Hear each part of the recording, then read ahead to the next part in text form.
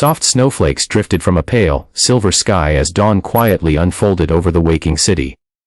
A faint mist lingered in the cold air, wrapping the empty streets in a veil of silence and sorrow. On a worn wooden bench beside a lonely bus stop sat a young woman, her hands trembling around a small bundle wrapped carefully in a white blanket.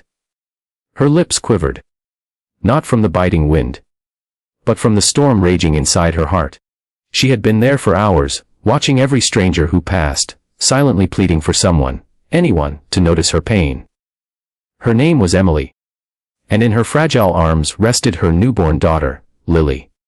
Tears streamed down Emily's cheeks as she whispered softly to her baby, her words vanishing into the cold air. She had reached the edge of hope, of strength, of time. If you believe in kindness, compassion, and the power of second chances, please take a moment to like, comment, share, and subscribe to Limitless Truth. Your support helps us bring stories of hope and humanity to light. Emily hadn't always been this alone. Just months earlier, she was a bright art student, painting her dreams in color and chasing a future filled with promise. But life, as it so often does, took a cruel turn. When she told her boyfriend she was pregnant, he disappeared without a trace. Her parents, overwhelmed by shame and anger, turned her away. She spent the final months of her pregnancy in a crowded shelter, living off the generosity of strangers and free meals. When Lily finally arrived, Emily felt both an unshakable love and a paralyzing fear. Looking into those tiny eyes, she realized she had no home, no job, and no way to keep her baby safe. The snow thickened as she held Lily tighter. Her coat was thin, her fingers numb. She came to that bus stop for one reason. Because she'd seen someone there before. A man who waited every morning at the same time. A man who always smiled, even at strangers.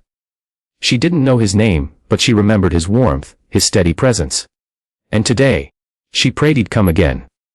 The first bus arrived, then rumbled away. Her hope began to fade. Maybe he wasn't coming. Maybe she had been foolish to believe. But then, through the swirling snow, she saw him. A tall man in a red jacket, a cup of coffee in his hand, walking briskly toward the stop. Relief and fear collided inside her chest. This was her only chance. His name was Daniel. In his early 30s, a paramedic by profession and a father by heart. He had lost his wife in an accident 2 years earlier and was raising his 6-year-old son, Noah, alone. By day, he saved lives. By night, he wrestled with grief and loneliness. When Daniel saw the young woman on the bench, he instantly felt something was wrong. Her lips were pale, her eyes hollow, and she looked as though she hadn't eaten in days. But what struck him most was the baby. Too quiet, too still.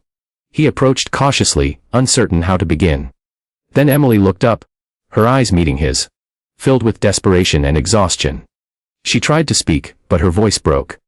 "Please," she whispered, barely louder than the wind. I can't take care of her." For a moment, Daniel froze. He wasn't sure he'd heard correctly. But when he saw the tears streaming down her face, he realized she meant every word. "She deserves a life, warmth, food, love," Emily said, her voice trembling. "I can't give her any of that. Please. Just make sure she's safe." Daniel's heart twisted painfully. He saw it then. The truth in her eyes. This wasn't abandonment born of neglect.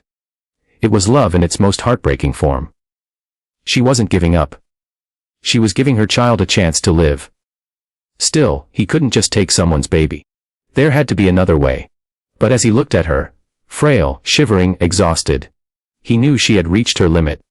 Daniel sat beside her, wrapping his scarf around Lily to keep her warm.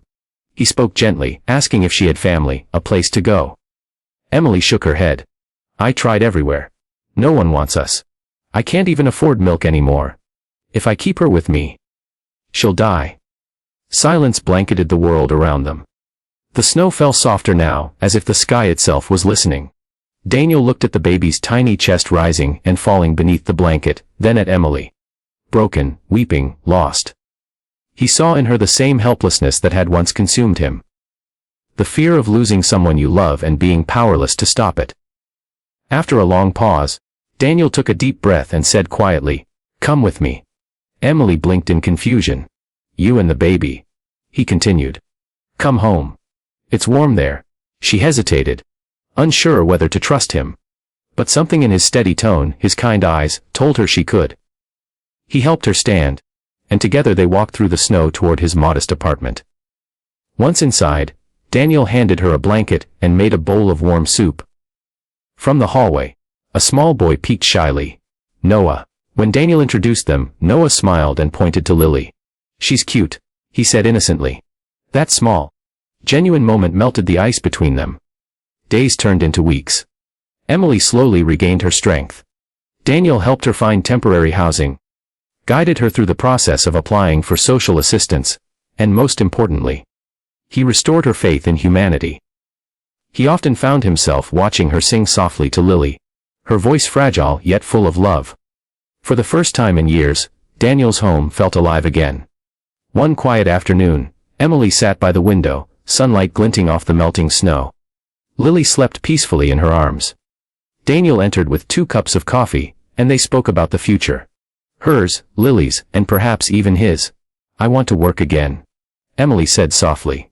"To build something for Lily. To make her proud one day." Daniel smiled gently. "You already have." Weeks turned into months. Emily found a part-time job at a local art shop, and Daniel and Noah became her family. On weekends, they visited the park, laughing as Lily learned to walk, their lives intertwined by chance and by grace. But one evening, Emily received a letter. It was from a women's housing program, offering her a permanent home and job training. She was thrilled but also heartbroken. It meant leaving the place that had become her safe haven.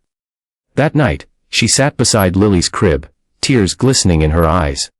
The next morning, she told Daniel, her voice shaking, "I'll be leaving next week. You've done more for me than anyone ever has. I'll never forget it." Daniel said nothing for a long moment. Then quietly, he replied, "You gave me something I thought I'd lost hope." When the day came, she packed her bags and hugged him tightly. "And you gave us life," she said through tears. That night, Daniel sat beside Noah, staring out at the stars. His heart ached. But it was the kind of ache that comes from doing something truly right. Months later, a letter arrived. Inside was a photo of Lily, smiling, her hands covered in birthday cake. Beneath it, Emily had written, "We're safe. We're happy. And we'll always be grateful." If this story touched your heart, please like, share, and subscribe to Limitless Truth.